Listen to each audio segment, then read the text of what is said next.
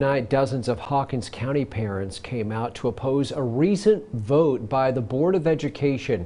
If the board's current decision stands, the 4th and 5th graders at Keplar Elementary School will be bused to Hawkins County Elementary, or rather Hawkins Elementary, and that's going to start this coming school year, which really begins next month. Jackie DeFusco was at that meeting tonight and has more.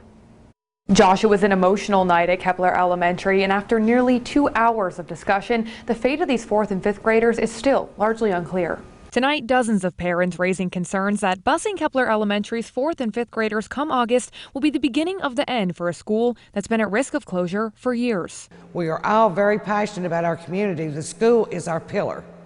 You take this away, we have nothing. Many parents felt they didn't have adequate notice to weigh in before the Board of Education's vote earlier this month. I just couldn't believe that they had done and taken that action without the parents being able to be at the meeting. The agenda was vague. There was no reference to Kepler. There was no way we have known in advance that they were going to make that kind of decision that night. The executive director of the Tennessee Coalition for Open Government said this vote was a violation of the Sunshine Law.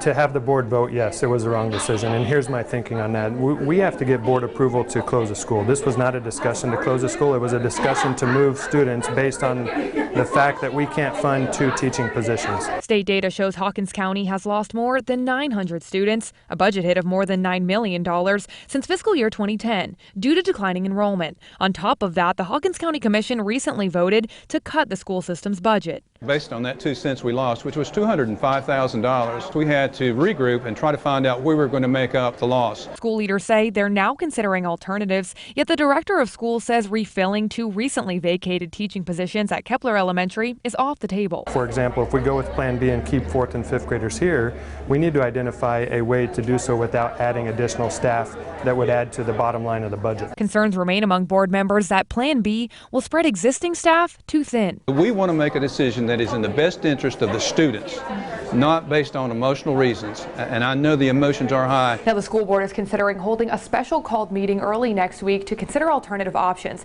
If they don't hold a meeting, they say their decision will stand. In Hawkins County, Jackie DeFusco, News Channel 11.